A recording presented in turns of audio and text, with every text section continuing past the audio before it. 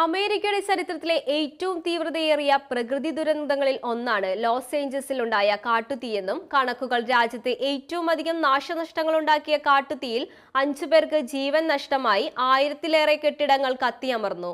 4.9 ലക്ഷം കോടി രൂപയുടെ നാശനഷ്ടം കണക്കിലാക്കുന്നു. കഴിഞ്ഞ ചൊവ്വാഴ്ച മുതൽ ആളിപ്പടർന്ന കാട്ടുതീ അതിവേഗം വ്യാപിക്കാൻ സാന ആൻഡ് കൊടുങ്കാറ്റും കാരണമായി.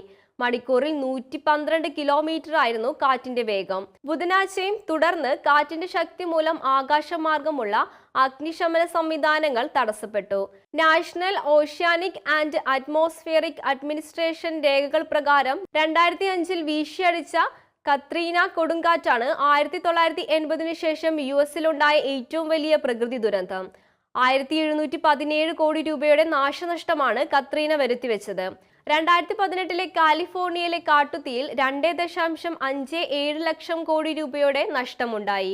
2008 നവംബറിൽ സൈറയിലുണ്ടായ കാട്ടുതീയിൽ 604 കെട്ടിടങ്ങളാണ് നശിച്ചത്. കാലിഫോർണിയയിലുണ്ടായ കാട്ടുതീയുമായി താരതമ്യം ചെയ്യുമ്പോൾ ലോസ് ആഞ്ചലസിൽ കാട്ടുതീയിലെരിഞ്ഞ ഭൂമിയുടെ മൂല്യം കുറവാണെന്ന് വിദഗ്ധർ ചൂണ്ടിക്കാട്ടുന്നു.